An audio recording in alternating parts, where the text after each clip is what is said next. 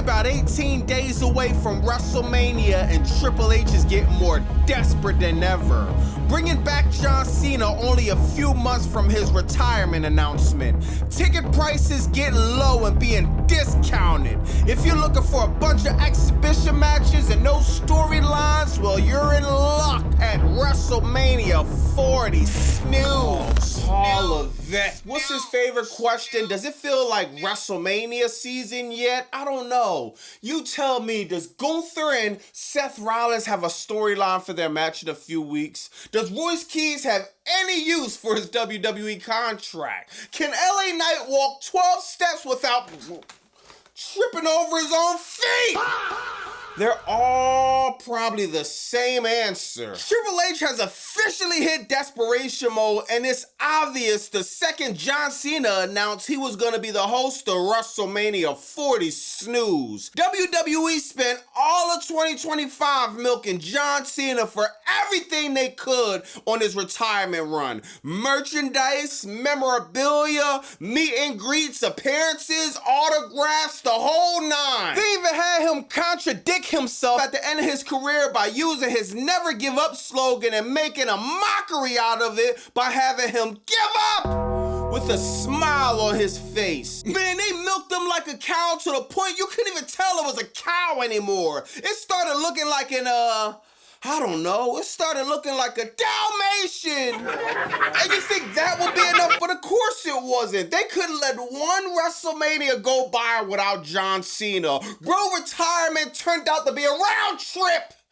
And man, now he's back before you know it for WrestleMania 40. Snooze, great. Now y'all know I be joking around a lot, but some serious news had just dropped, man. Triple H, he actually had to go to a doctor's appointment to get some tests ran, and the results came back. And it seems like he's been diagnosed with, hold on, I'm trying to pronounce it. There we go. Main character syndrome! This is crazy. You got Femi and Brock Lesnar building one of the biggest storylines going into WrestleMania, putting in millions and millions of views, and somehow, some way, Triple H makes sure he's sharing the spotlight with them. Do you have to insert yourself into everything? Can we have one big moment without Paul Levesque showing his face? Hey, somebody get this guy in a heller. Dude should be out of breath with all the clout he's been chasing. TKO is already $3 billion in debt. So if I was you, I wouldn't be always putting my 2 cents into everything. That money could be used to help them get out of their financial crisis. Man, if I was at NYC last night, I would have contacted the NYPD and reported a petty theft. Oh, why you say that, Bobby Monsoon?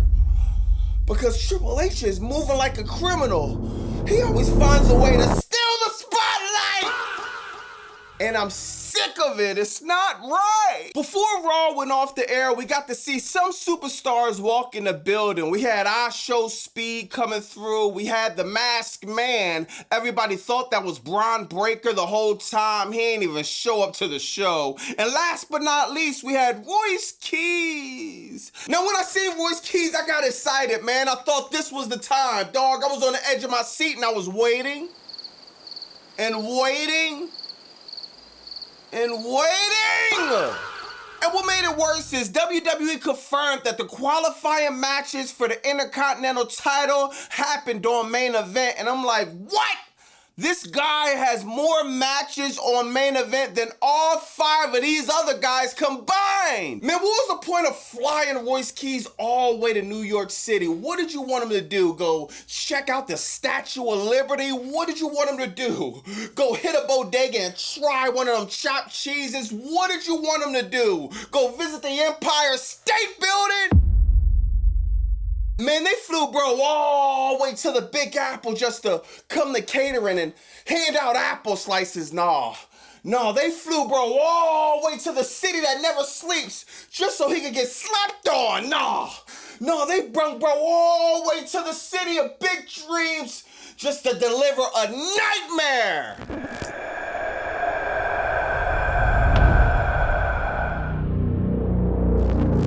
Bro, I promise you, if Royce Keys don't debut on the Raw after Mania, I'm going to lose it. Now, speaking of losing it, LA Knight once again finds himself stumbling and fumbling getting to the ring last night on his entrance, and man, this botch was embarrassing. Man, I don't know what curse Dan Houser put on this guy, but it's bad. No WrestleMania opponent. His career is in a blind because he's stuck beefing with the Vision. Every time you turn around, you see the guy slipping and sliding all over the place. Man, his road to WrestleMania has been one long trip. And that's no pun intended. This ad is brought to you by the Pirates in the chat. Go to BobbyMonsoon.com. Get your Ruthless Depression era t-shirt. If you're sick of the BS in professional wrestling. If you're sick of the soulless billionaires taking advantage of the fans, show them you had enough. Go to BobbyMonsoon.com. Get the Ruthless Depression era t-shirt. Then, now, and never again. Raw started off with Cody Rhodes and Stephanie McMahon cutting probably one of the best promos that I've seen in a very long time, man. I said this on my live. If you're in independent wrestling circuit, if you want to be a manager, if you plan on grabbing a mic and cutting a promo, you need to watch this. This was a master class at storytelling. If you watch my Crackdown review and you hear me talking about people like Jade Cargill, Rhea Ripley, Alexa Bliss, Charlotte Flair, you know, certain people, it's like, man, their promos are sounding so scripted nowadays, man. It's like no believability. When you hear Stephanie McMahon, when you hear Cody Rhodes in this promo, it just comes off so believable. You hear the conviction. You feel like you forget this is wrestling. You forget this is scripted. This is what I needed, bro. This was an incredible way to start off the night. Stephanie McMahon is reminding everybody why she's in the Hall of Fame. Now, I don't think she should be highlighted in the Hall of Fame as the main person. I think the main person needs to be AJ Styles. That's no disrespect. I just think we need to highlight the actual wrestler. But Stephanie McMahon, she had a solid career as a wrestler, but her backstage work, behind the scenes, what she done for the company, and also just as a character is legendary. First ballot Hall of Famer. She put everybody on notice and gave everybody a reminder why she's being inducted this year, man. This was fire. Cody Rhodes, man. Cody Rhodes is mid a lot of times because he doesn't have too many dancing partners to go in the ring with. When he's in the ring with the final boss, you get Cody Rhodes to another level. He's in the ring with Stephanie McMahon. You get Cody Rhodes to another level. Stephanie tells Cody Rhodes, man, you nothing like your dad. You see the Viper, Randy Orton. He hear the voices in his head. He's coming for you for WrestleMania. He said, you got to tap into something else. You ain't nothing like your dad, though. He would have tapped into it. Cody Rhodes come back, man. You ain't nothing like your father. Her even bringing up Vince McMahon. Stephanie slaps the taste out of Cody Rhodes' mouth. He says, I got 2 words for you. Thank you. Now, what does this mean, y'all? I'm hearing a lot of people online thinking that this might mean Cody Rhodes might be turning heel. We might get Cody Rhodes going to the hair salon telling him to dye his blonde hair black. Let's see, man. I think a heel Cody Rhodes would be fire, but this the thing. How is he going to turn heel? Randy already turned heel. So I think it's a little bit too early to think Cody is going to turn heel right what Randy just did, but I think we're going to get a different Cody. We're going to get a different Cody. This match at WrestleMania is starting to become more and more and more interesting. This is the match. This needs to be the main event. This is the title that matters. You put CM Punk and his mediocre mid-storyline with Roman Reigns the first night of main event. Punk, you got 2 back-to-back night 1 main events. Great, you should be happy. Night 2 needs to be reserved for this one, if you ask me. Next, you got the Usos going against the Vision. I was a little conflicted about this, man. We get the Usos coming out to their new theme music. It's just us. Like, what? Okay, I didn't want to hear It's Just Me, Oos. I got sick of the yeeting, but my God, this song sucks. I'm sorry, bro. I hate the Usos' new theme music, bro. Please, dog. I don't know whether to tell y'all to go back or just, I think you're just better off just coming out with no theme music like back in the day. Just no theme music. Just walk out on the entrance and let it be the commercial break so it don't seem too awkward to the people that's watching at home.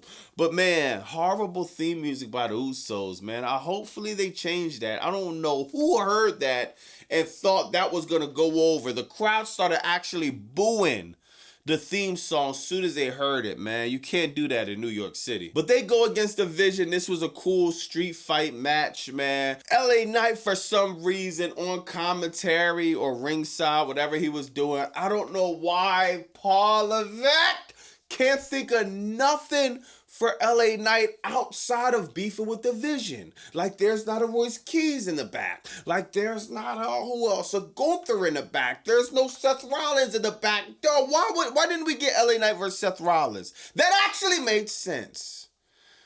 But then Seth Rollins is beefing with the Vision now. But LA Knight could still had heat with him. This what happens when your booking's all over the place. Then you gotta have an exhibition match with Seth and Gunther. We'll talk about that later, man. LA Knight is obsessed with the Vision. WWE Creative is obsessed with this for whatever reason. And you got Logan Paul. He gets the brass knuckles from his mom. You got Asho Speed trying to stop the whole situation. Logan Paul bringing Asho Speed over the barricade. The brass knuckles wind up dropping, man. Asho Speed picks him up, put him on his hand. LA Knight turns Asho Speed around. Asho Speed snuffs LA Knight by an accident. Wind up knocking LA Knight out. So LA Knight, he slipped on the ropes. Then he got knocked out by a streamer. It's been a bad night. It's been a bad road to WrestleMania for LA Knight. But we knew this was going to happen. We knew Paul Levesque loves to bury LA Knight as deep as he possibly can. The match winds up continuing. Logan Paul finds the brass knuckles again, man. Winds up snuffing one of the Usos. Then Austin Theory winds up getting the pin, and now you got the new tag team champions! Austin Theory, Logan Paul, with the help of Asho Speed. Now, is Asho Speed going to be part of the Vision now? Let me know. Man, I think this is a great look for Austin Theory, man. You got Asho Speed, you got Logan Paul, two of the most famous streamers.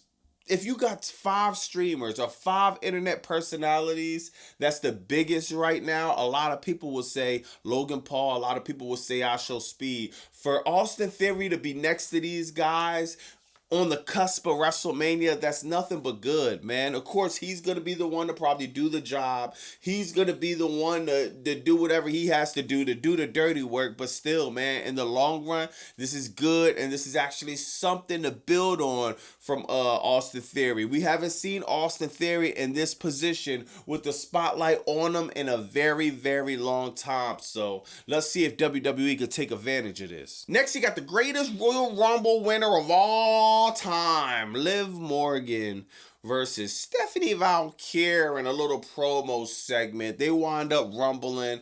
Man, this storyline has gotten better and better and better over the weeks, man. We started off completely horrible, completely cringe, completely driving on the opposite road to WrestleMania, man. It was so bad, but it seems like they done made up for it, man. Just a few fights, just a few no Dominic Mysterio translating, no Spanish promos by Stephanie Valkyrie. Shout out to all my Spanish people, but man, a lot of us that don't speak Espanol, we don't know what she's saying. And WWE isn't helping because they're not even putting it in the captions. So it makes it hard to follow the storyline. But they started to tell it a little bit better moving forward, man. Stephanie Valkyrie, she got done with the promos. She's off of the action. She's using her hands to talk now. Fire. Liv Morgan, she's cutting fire promos, you know what I mean? But she always has a trick up her sleeve. This time it's Roxanne Perez. Roxanne Perez makes her return. Now, if you online, we heard about this. We knew she was making her return tonight. We knew she was in New York City, Madison Square Garden. Roxanne being back with the Judgment Day, cool. Hopefully WWE Creative has something for her to do other than staying in the clubhouse. Hopefully. Let's hope Roxanne Perez has something to do, man. It seems like Liv Morgan is definitely going to be going over Stephanie Valkyrie at WrestleMania. It's like the most obvious thing in the world. You know, Liv Morgan is one of Triple H's golden girls. So, yeah, she's going to be going over, and we'll see how that happens. Next, you got Lash Legend, Nia Jax, and Lyra Valkyria and Bayley. And it's like this tag team match, this whole tag team division, this whole storyline, this whole thing we're about to do. I told you they're about to do it at WrestleMania, the Fatal 4-Way. Dog, oh my God, bro. This is a mockery of the women's tag team division. I'm sorry, bro. You know, instead of just squeezing everybody in the match just to get away from telling some actual stories, you know what you could have did? You could have had Charlotte or Alexa Bliss, one of them turn on each other. Now you got a storyline going into WrestleMania. We could have did that from Royal Rumble to WrestleMania 40 snooze. Remember when didn't Charlotte like eliminate Alexa Bliss? You could have built on that. Then we would have had some actual storyline, man. You got the Bella Twins. I get them being together. Nia Jax, Lash Legend. They could be doing other stuff, but okay, you want to put them together? Cool. Dog, like, why are we doing this? Bayley and Lyra Valkyria. We should have been stopped doing that one, too. These exhibition matches with no storylines is just killing the WrestleMania card. This will be a snooze match at WrestleMania. This will be a bathroom break. This will be a lunch break. This is where everybody is going to be going to the concession stand. I don't know why we're doing this, bro. I don't even care who wins this match at WrestleMania. It's just like, some of these matches are just hard to watch, bro. Like I said, believability. There's zero believability in the women's division in a lot of these storylines, man. Some of them are cooking, but a lot of these matches are horrible. We need Naomi back. We need Bianca Belair back ASAP. Next, we got a fire segment, man. Brock Lesnar and Femi, dog. They are really cooking up this one, man. This one better be a good match. I'm telling y'all, somebody asked me in the chat when I was live yesterday, bro, if Femi gets squashed by Brock Lesnar from 1 to 10, how much nuclear are you gonna, bro? I'm going 200. If Brock Lesnar squash Femi, if he wins, I could take that. This was a fire segment though, man. You got Femi coming out, not playing no games. Him throwing a security guard, smashing all of them, man. Him taking Adam Pearce, dog, and smushing him in the face into the barricade, man. Getting in Brock Lesnar's face. You had to have all of that. Come out and interject himself, of course, man. One of the most viral segments, the viral matches that's going for WrestleMania. Triple H got to be a part of that. So he's breaking it up, man. Brock Lesnar, Femi. This seems like this. Hopefully it lives up to the hype, y'all. This was fire, man. This was probably the best segment they had so far. And all jokes aside, even though Triple H like still in the spotlight, him coming out in this segment speaks volumes, man. It puts a lot of importance in this match, man. It makes it must see, dog. Whenever Triple H even shows his face in a segment, it really matters because he really doesn't do it like that. So I'm liking that. I'm liking the booker of Femi, man. This should be promising come WrestleMania. Next, you got Penta versus Kofi Kingston. Why? I don't know. I guess they needed a bathroom break. Dog, WWE be so close to cooking the whole show, man. And it's just like, why are we even doing this anyway? What did Kofi Kingston even do to deserve an Intercontinental title shot? I don't get it, man. Speaking of Intercontinental Championship, they're doing a ladder match. Some type of fatal 5-way ladder match or something like that, man. You got Rusev, you got Javon Evans, you got JD McDonough, you got Penta, and then you got Dragon Lee. I think this would be fire, man. Shout out Javon Evans. His first WrestleMania is going to be a ladder match. He's going to be able to do these cool spots. This is his setting. If you ask me, you put the IC title on Javon Evans. I think that'd be fire. Next, you got Paul Heyman cutting a promo out of nowhere. Seth Rollins comes out. Adam Pearce lets Paul Heyman know you didn't check your email. Seth Rollins, the charges has been dropped. He comes out, thank God he doesn't have the mask on, or he doesn't have 1,000 masked men.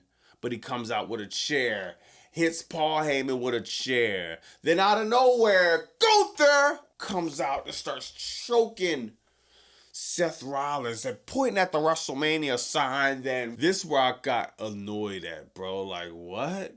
Where do we do that at? Where does this come from? This was so random, out the blue. And it's just like, whatever, man. I guess you can't have WrestleMania without Gunther being on there, right? Seth Rollins, you can't have him without there being on there, right? I just wish they told the story. Why did you wait so long to tell this story? I feel like they was banking on Braun Breaker to be available. Then he wound up not being available. Then they just literally came up off the top of their head as the show was going on that was gonna happen. Whatever, man. I think it would have been better if Gunther approached John Cena at WrestleMania and they did some type of WrestleMania moment. Everything doesn't need to be a match, man. As far as Seth Rollins, who knows what they would have done with him, man. Next, you got Io Sky and Raquel Rodriguez. This match was kind of annoying for me, man. I just hate seeing Raquel Rodriguez go 50-50 with Io Sky. I don't understand it. Io Sky's fire. But this is Raquel Rodriguez. It's WrestleMania. She spent all year being one of the most believable characters, men and women on the roster. It's WrestleMania time. She has absolutely nothing going into WrestleMania, dog. Like, I think this is criminal, man. I don't understand. We're doing Becky Lynch and AJ Lee for the IC title. We're doing Julia. Is Julia even on the card? Oh yeah, we probably do Julia Tiffany Stratton. It's like, dog, we really gonna forget Raquel Rodriguez after all the work she put in? Give me a break, dog. But she winds up beating Io Sky. Now you still got the Kabuki Warriors and Io Sky still having this whatever they're having, this conflict they're having. Next, you got Roman Reigns and CM Punk coming out and having a fight. Punk wound up beating up Roman Reigns. Roman Reigns got a few shots off of him. Everybody's trying to break it up. Of course, they do the click, copy, click, paste, click, copy, click, paste. Oh, man, I'm going to slam Roman Reigns through the commentary table. Oh, CM Punk laughing like he's the Reigns. Oh, this is trash. I gotta be real. I'm happy they didn't do the same promo again and again and again and again and again. They finally got down. They got busy. Like Stephanie Valkyrie and Liv Morgan, they got busy. Not too many words being exchanged. That's what I want to see. As far as this feud, I'm not investing in it. I don't care. The match, I'm not going to be excited. I'm not going to be hype about it. I really don't care, bro. So, whatever, man. We'll have to deal with that. And, WrestleMania is in a few weeks. It doesn't feel like WrestleMania still, bro. You wait until literally 2 weeks out to at least give us a solid show. Now, next week might be another solid show. And now it's over. Now it's too late. It is too late, bro. Let me know in the comments what y'all think about that. Does it feel like WrestleMania season yet?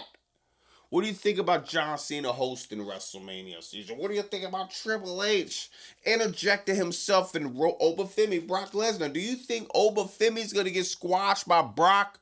Or will Brock finally show us some love, put Obafemi over, start planning for the future of WWE? Let me know in the comments what you think about that. It's Bobby Monsoon 215. Like, comment, subscribe. Bye!